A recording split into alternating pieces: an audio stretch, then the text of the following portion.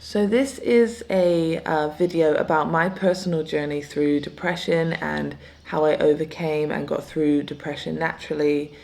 And I'm just sharing this because this is a big part of my life and I hope that it can help somebody else. So we'll just get straight into it. And I'll just start with a little bit of backstory. So I don't want to go too far into everything, but I got depression. I was diagnosed with depression when I was 20. And what came before that was years of feeling a lot of anxiety and negative thoughts and feeling depressed. And I got to a point where I just couldn't get out of bed. And I remember my mum called my friend over, my best friend, and she was talking to me and saying, like, what's wrong, like, what's going on? And I just couldn't speak. I couldn't describe it. I couldn't say anything. I didn't understand, so I couldn't say anything to anybody else. I was so overcome and so paralyzed by this depression and these negative thoughts, and I was just flatlined, I was completely paralyzed and I didn't know what to do. And it got so bad that I couldn't get out of bed. And so I decided to go to the doctors, and they diagnosed me with depression and prescribed me antidepressants. I can't remember which ones I took, but I remember after a couple of weeks, I felt that heavy blanket, cloud, fog that was holding me down lift enough so that I had enough kind of motivation and freedom of thought to think, okay, I don't want to feel like that. I don't want to go through that again. I don't want that to come back. I still feel a lot of negative thoughts. I had crippling anxiety, and I thought, why? Why is this happening? I need to find the answer and I need to get through this. So I stayed on antidepressants for that next 2 years, and during that time I started to read and look into lots of different areas and try to really find some answers. So two of the books that really stood out was, first of all, Miracle Morning. I can't remember who wrote that, but it was a book about morning habits and making as soon as you wake up, putting habits in place and having a bit of a morning routine, including, reading a few pages of a book, meditating, stretching, journaling, and doing all those things to really get your mind into the right frame to go through your day in a more positive way. And it also talked about positive thinking, and writing what you're grateful for in the morning also really helped as well. And so throughout the day, I would start to become aware of the negative thoughts that I was having, and then stop and redirect them and find the positive, or say, but, I'm grateful for this, and that really became a good habit. And that did start to help change my negative mindset.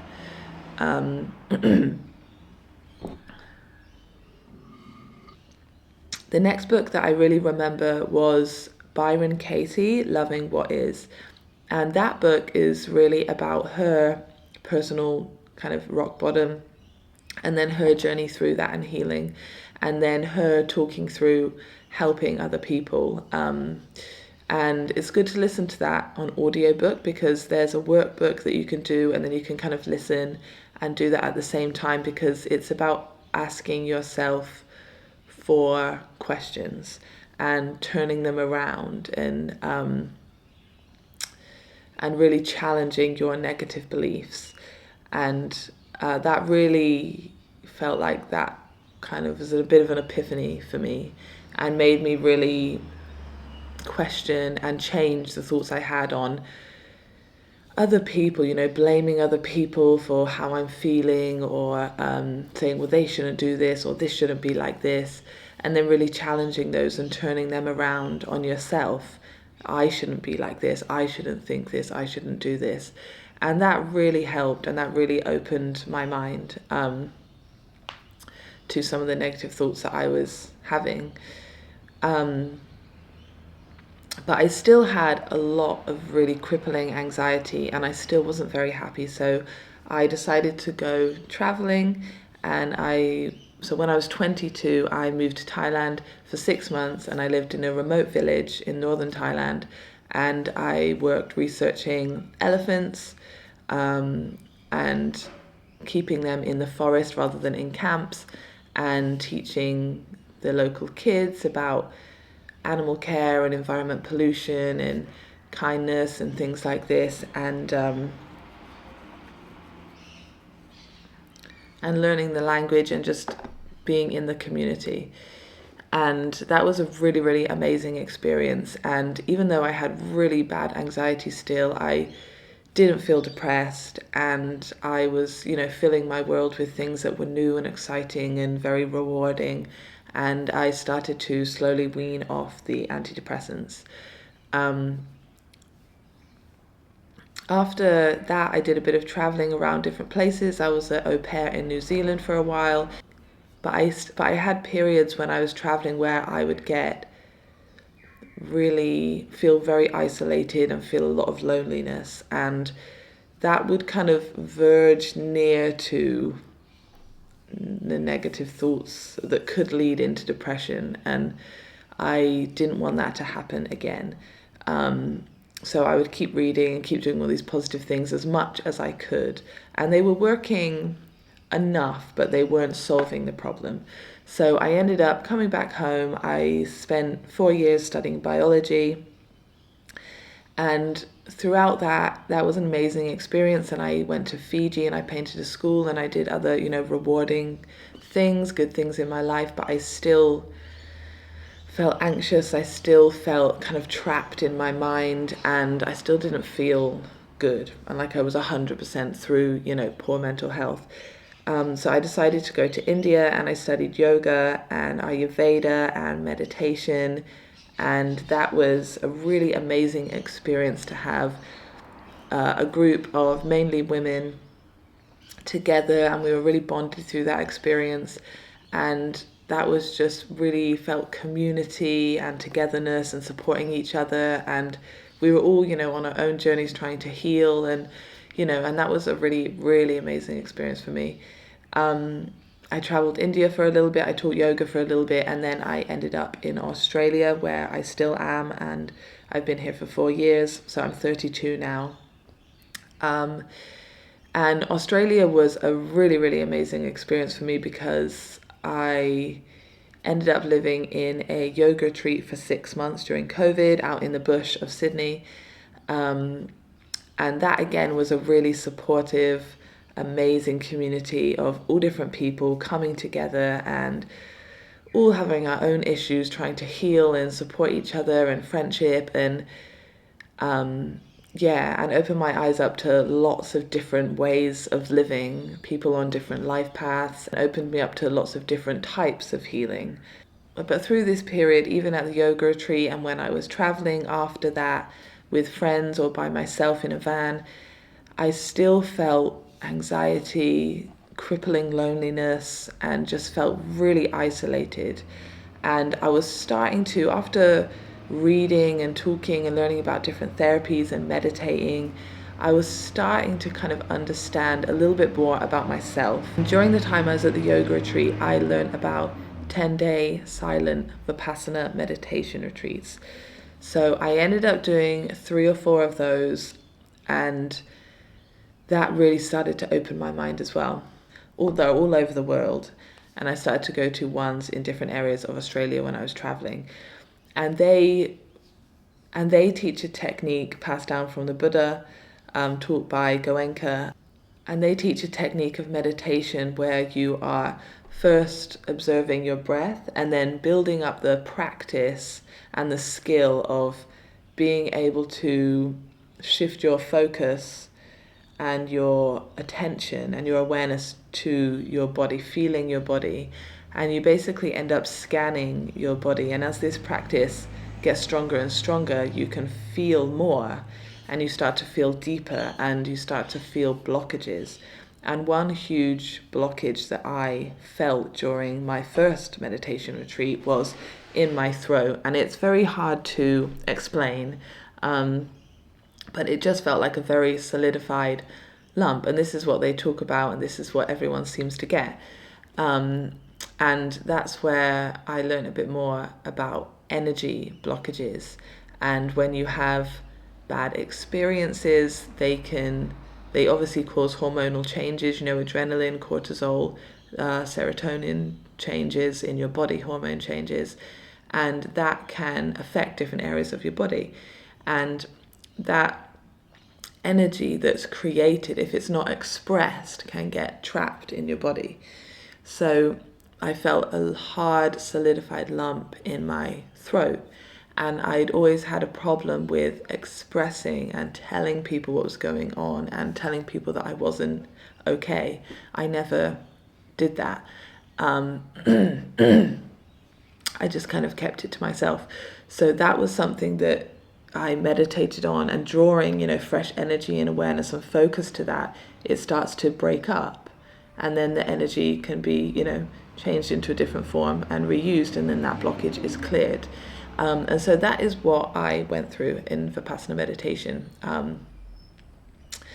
And then looking in the mirror after that experience, I felt like I did a double take. I went to the bathroom at the break time, and I passed by the mirror, and I kind of did a double take and felt like I was looking at me as I am now, but from the eyes of me as a child. And I felt very shocked and like, wow, this is what I look like, this is who I am, like, look at my skin, look at my face, look how I've changed. And it really awoke something, it really lifted something, it changed something in me, it kind of got the ball rolling. And I also did a lot of yoga through this time in India and Australia as well, and I was doing it when I was even in England, so I've been doing it for 10 years for relaxation through university, and for stress release and things like that as well. But I got more into it spiritually when I was in India, and then in Australia as well, and that really helped me to calm my nervous system, because what I also realized was that I was in fight or flight mode a lot of time. And what can happen is, if something, again, a traumatic experience happens to you as a child, and that can be something very small or something very big, one thing or lots of things, and if your fight or flight mode is turned on, and I think for a child, they need physical touch and soothing, they need words soothing, and they need to feel loved and heard and safe and have that spoken about and resolved for the body to express those hormones and that chemistry and that emotion that's been built up, that has to be expressed and let go for the body to turn to homeostasis and come out of fight or flight mode. And if that doesn't happen, your body can stay in fight or flight mode. So is my understanding so far. So what I realized was that I had constantly always been in a state of fight or flight. And that means that you have a lot of cortisol and adrenaline and anxiety. And that's, mental health, anxiety, and gut problems are also connected. And that can also deplete your minerals and your hormones and your serotonin and things like that as well. So, sorry, I've gone on a little bit, but anyway, getting to the main kind of area of what I wanted to talk about was, so after traveling, I went to do farm work, and I met my now partner, Lawrence, and we decided to stop traveling and move to a city for a while to work and have a bit more of a normal life and save up money. So I was obviously feeling very happy. I was obviously feeling very happy and falling in love with this new relationship, and everything was great. And not long after we'd moved into our flat, and the honeymoon period kind of wears off and things like that, was all the return of all the feelings I'd kind of been running away from my whole life. Of loneliness and anxiety, and even though I had this person that I love so much, I was thinking, why do I still have these feelings? And so at this point I was kind of understanding that I'm still in fight or flight mode. Something is not resolved, and it's not in the present, it's from the past. My body is still wanting to replay feelings because it's not been resolved and expressed, so it can't return to homeostasis and come out of fight or flight mode. And at this point, I really fell into a bit of a depression again. I was back in normal life, like I was in England, doing a full-time job, working 40 hours as a nanny, and I was in a new country without family or friends. I was in a good, healthy, strong, happy relationship, but I just felt all those negative feelings and emptiness and loneliness and anxiety and everything coming back again.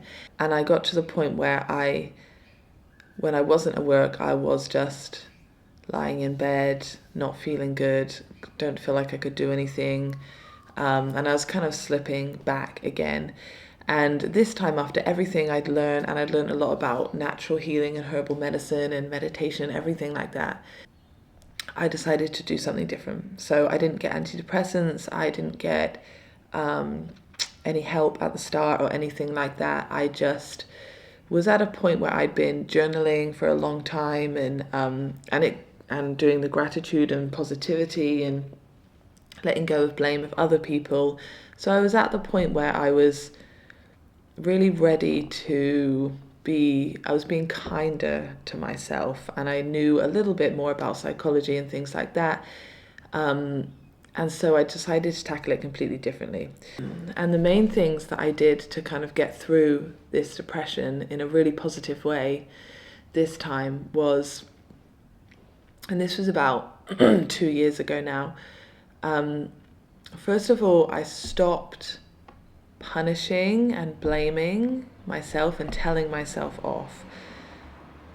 Originally, when I had negative feelings, I would then punish myself again, make myself feel bad for that feeling bad, and I think we get the main schooling system and the main train of thought has been with kids is that yes, they should have consequences, but that we have to punish them and make sure they feel bad for what they've done. And then as we grow up, we learn to be our own punishers, and we take that on and we blame and punish ourselves. And that really is very disrespectful to ourselves and our bodies, and it's not helpful. It doesn't work. If you're feeling bad and you blame and punish yourself, it just makes you feel worse. And if you're trying to feel better, it's just counterintuitive. So I stopped punishing myself, I stopped blaming myself, and I just kind of said to myself, okay, you feel like this, I'm going to listen to you this time. So that was the next big thing I did. I said, I'm not going to hurt you, I'm not going to punish you, I'm not going to tell you off. If you need to stay in bed, if you need to cry, if you just need to feel like this, I'm not going to make you feel worse about it. I'm going to be here, I'm going to let you feel how you feel, and I'm going to listen to you.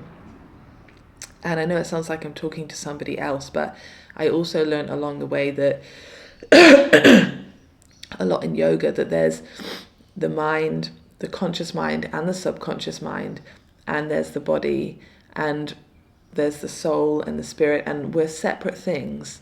And you think the mind's in control, but really the body is the one taking in stimulus, producing emotions that then the mind is producing thoughts of, and then we're producing reactions to. And really, the mind is not in control. The body is doing its own thing hormonally, creating emotions. And so I was really speaking to myself, my inner child, and my body, and just telling it, because if you're in fight or flight mode, you're already on edge, you're already feeling bad, you're already anxious, you're already feeling like something's going wrong, and something was going wrong. So instead of being that person that's kicking someone when they're down, I was gonna try and support myself. So I just let myself feel how I felt, and I said, what are you trying to tell me? I'm listening. What is happening in my body? I want to learn. I'm not going to turn you away. I'm not going to suppress you. I'm not going to tell you off. I'm going to listen. What is going on? And that was very hard, and I had a lot of doubt. But I just decided to have blind faith that that was the right thing to do.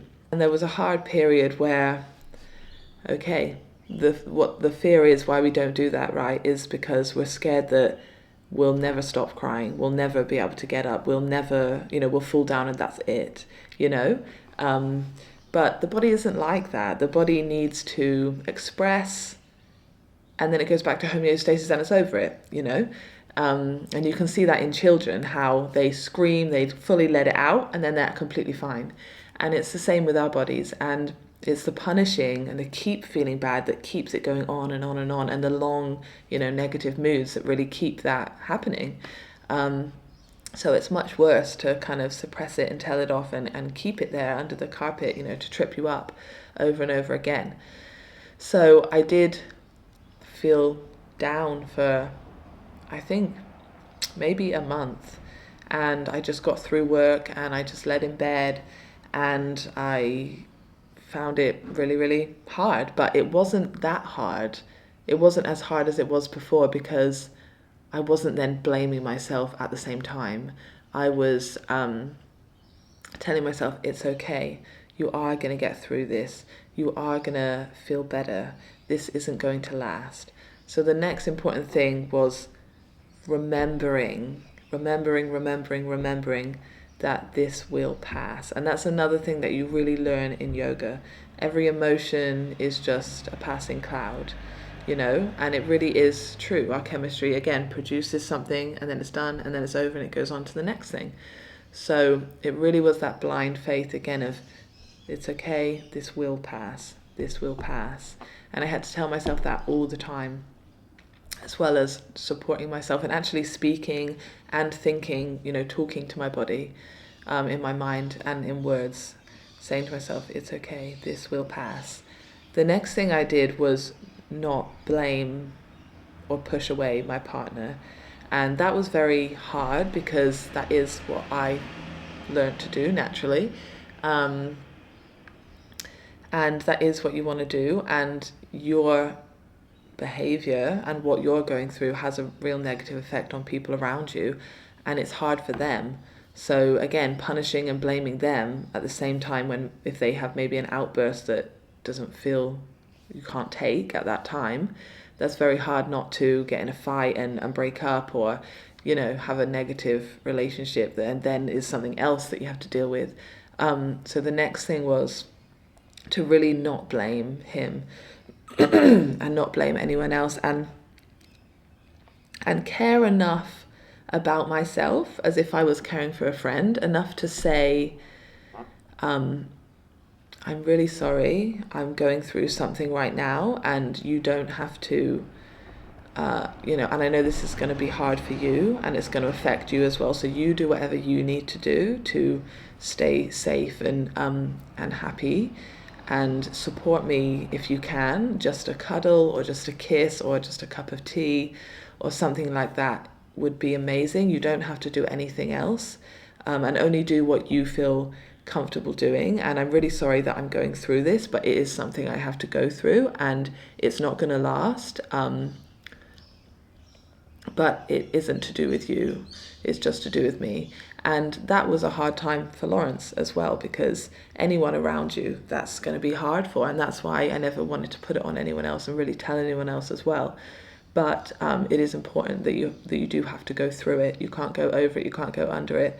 Like the bear hunt story, you have to go through it for those chemicals to be expressed and then return to homeostasis. And so that was really, really hard. And for sure, we had a few fights, but we got through it because I had that kind of understanding and could say to him, I'm sorry, it's not your fault. I'm going through something, and it is going to pass, and I don't know when, and you just do whatever you need to do. Next thing that really helped me was journaling. So as much as I could, I would just go and sit at a cafe for hours and just write everything that's coming up, anything that's coming up, and keep thinking and writing, and And that really helped as well. And I had lots of epiphanies would come, and I think, oh, it's because of this, or oh, I was feeling like that. And also, if you're clearing your mind out, you're not blaming, you're not negatively thinking, you're not punishing yourself, you're not doing all those extra things, your mind is much clearer, and you're letting the very uncomfortable, hard, negative feelings in. But I realized that once I cleared my mind of those things, it wasn't thoughts, it was actually just feelings in my body and emotions. And what that left was room for my mind to interpret that. And obviously through yoga and meditation, I had learned enough of a level of self-awareness to be able to watch what was going on. And so yoga and meditation was very, very instrumental, and definitely the Vipassana retreats, to getting to that level of self-awareness to then be able to watch myself in depression and feel what's going on without the extra thinking, so I could actually listen, or hear and feel, which is, the communication of the body, the language of the body is sensation. So I got to a point where I was actually able to feel, it's not actually my mind thinking, I'm creating negative thoughts because I'm having negative emotions. But if I can get rid of that negative thoughts, so that if I can intercept, if I have enough self-awareness to get between the emotion and the thought that's created from that, if I can get between it, then I can just watch and see what's actually happening with the emotion. And what I realized was I was just getting a lot of negative, horrible feelings, uncomfortable, unease, horrible emotions in my body come up. And I was producing negative thoughts and then negative actions because of that.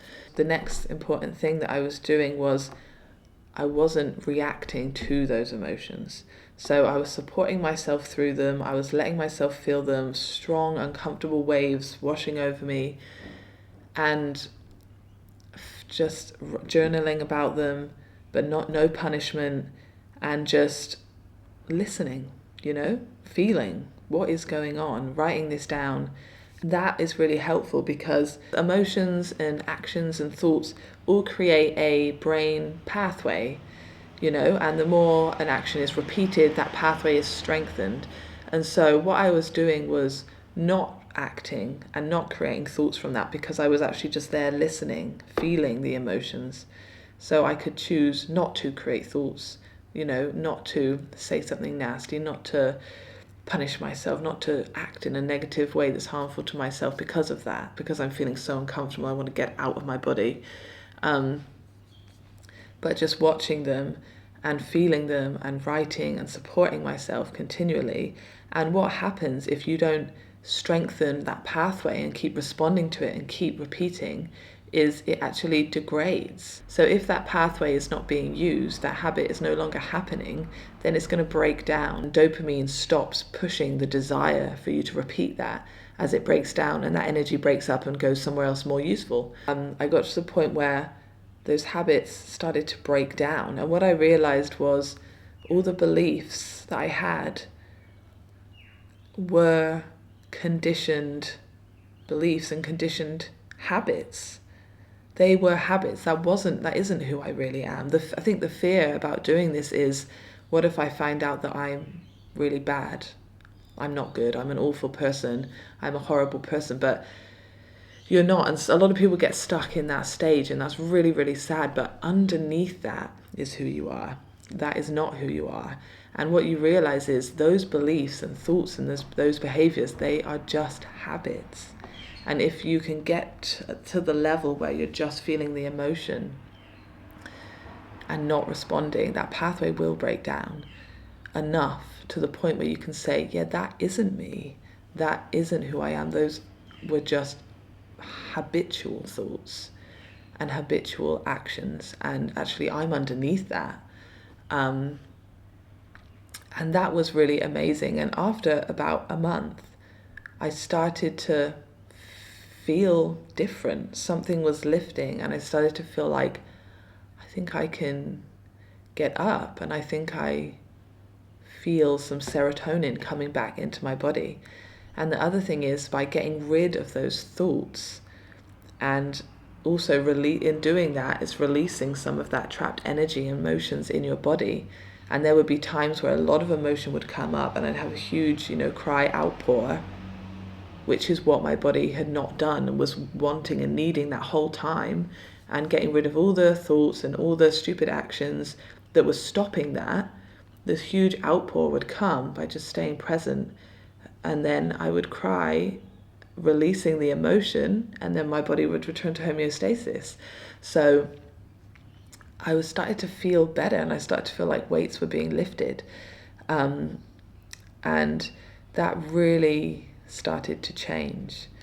I still had anxiety, and I still was up and down, and I would get to the point where I'd release some things and I'd get some fresh serotonin and I'd feel good.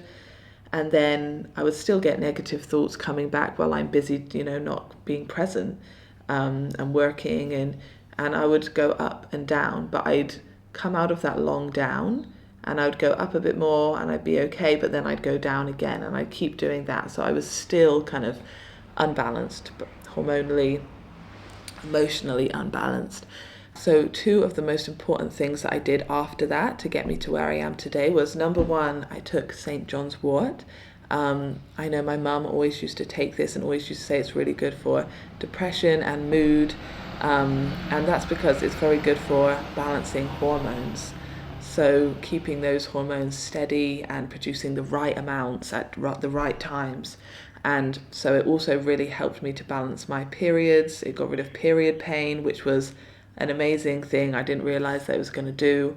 And it also started to balance the hormones that impact my mood as well. And so that really helped.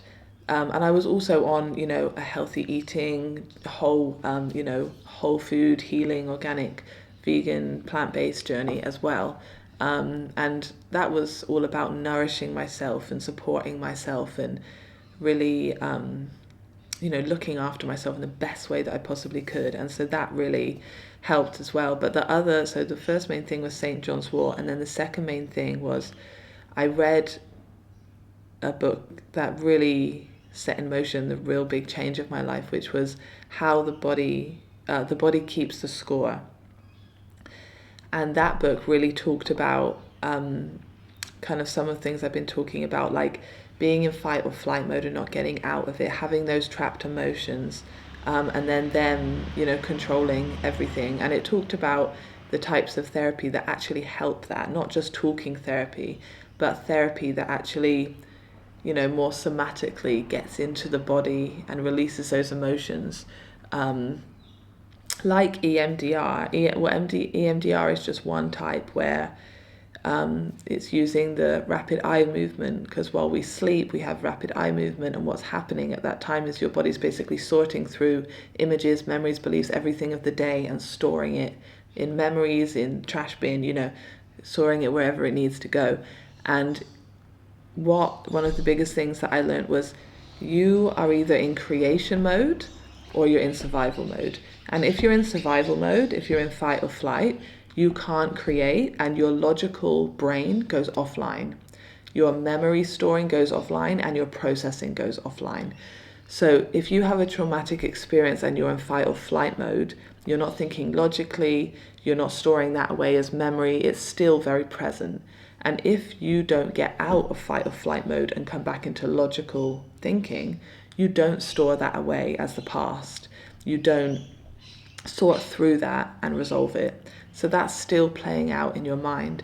So using EMDR in therapy gets the mind to start processing when you're calm, when you're thinking of a memory or being aware, and it starts to sort through those things that have been waiting to be stored away, like on a computer, putting things in the bin, putting things away in files, and things like that.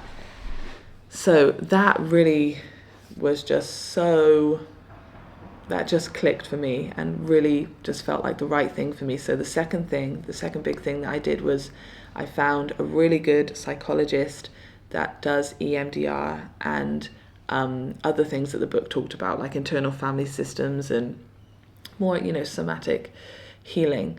And then going to therapy And I think through everything that I'd been through before that, I was at the stage where I was like, I am ready just to go to therapy and say, look, this is everything that I'm going through. This is what I've been through. This is everything that I'm feeling. This is what I want to do. And this is what I want to work with. And please help me, just being completely vulnerable, and saying, this is where I'm at. And that was really the next huge thing that then really started to release layers and layers. And I would shake involuntarily. I'd have body twitches throughout the whole therapy session. I would have tightness in my chest. I'd have to stretch a lot. I had another hard solidified lump, like in Vipassana meditation, pass through my chest when we were focusing on the heart and in one of the sessions. And each time I would just, layers and layers would come off. And I'd have periods where I felt down. And again, I just knew what to do. I trusted myself. I supported myself. I didn't blame anybody else. I looked after myself really well, and I just had faith, and I journaled, and I was aware, and I let everything come, and I had outpourings, and then I would get a flush of serotonin and get this flush of energy come back in, and I get up and I do everything.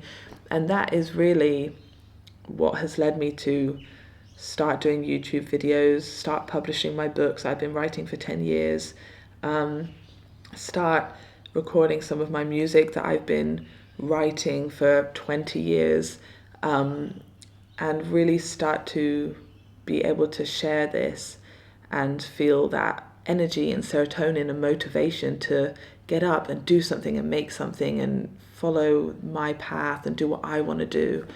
And so that's really the journey that really led me just to be able to even do all the things that I like doing and put time and effort into life and really enjoy it and feel so much passion and purpose and a clear head and a clear path, and follow my dreams and hobbies and aspirations and feel motivation and inspiration and just do what I want to do and really love it. And and that's been just the biggest change in my life and a huge journey. So I would just say to anybody that wants to change their life, or if you are kind of going through a period where you feel like you're just getting by and you're just keeping all those feelings at bay, if you can have a time in your life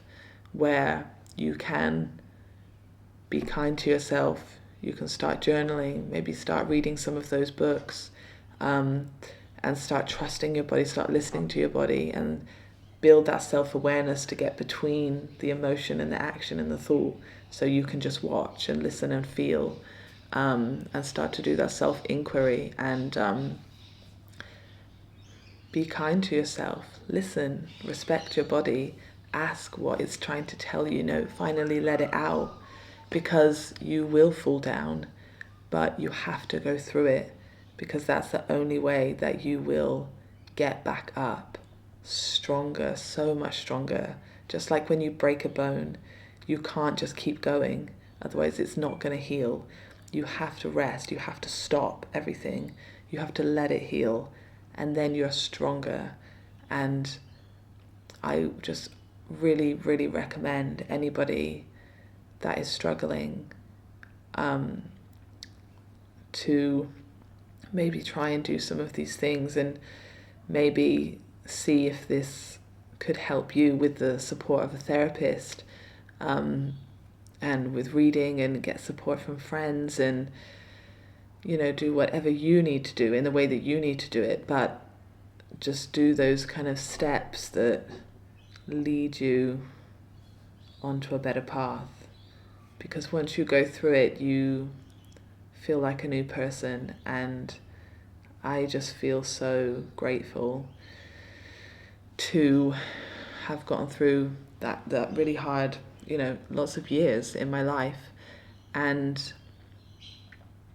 I hope this helps somebody else. And yeah, that's all I really wanted to say. And I hope you like this video, and leave comments. Let's discuss. What did you think? And yeah, thank you for listening. If you listened all the way through, it's quite long. But yeah, like and subscribe if you think this channel is something that could help you and you enjoy it. And yeah, thank you.